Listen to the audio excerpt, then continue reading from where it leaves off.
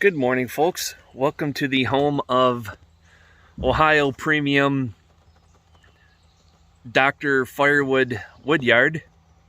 I was trying to think of what kind of silly name I could come up with, combining my favorite firewood channels, including my own. But yeah, this is Jeff, the Firewood Doctor. Today I'm going to be sadly downsizing my roadside stand. The 8-foot racks are going away because they just don't sell that much, and it takes, if I have the dry firewood to split and I'm out of ready to burn stuff, it takes it takes over an hour to do that. Hour split the wood, and then 20 minutes to stock it or so, roughly transfer 15 to 20. So it's like, it just isn't worth the time to do all that. So I'm downsizing that, but they're going to be kept in the other side of the wood yard as backup inventory for the 4-foot racks, and there'll be a T-bar spacer in the middle. So then the next project, depending on how far I get, will be next weekend, is build a new pallet stand, because this one's just looking a little humble, kind of leaning all the way over. I didn't brace it properly. I didn't build it, the base for it level, so it all kind of just leans over towards the pay box side. One side is way worse than the other. It looks like it's gonna fall over. So I need to do that. But today, if I get these racks moved, I'll have to see how things are going before I continue on splitting. I'll move the racks and then I'll get them filled, and we'll see from there if I do any more splitting. So now let's get moving.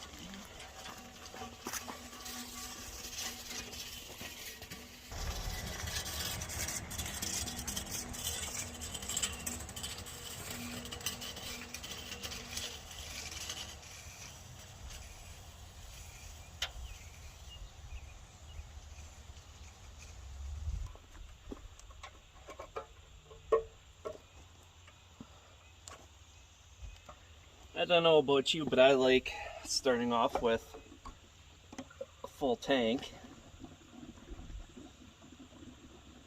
Boy, did that take a lot of fuel to do that load.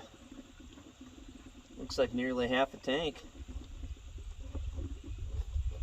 I was also splitting slower than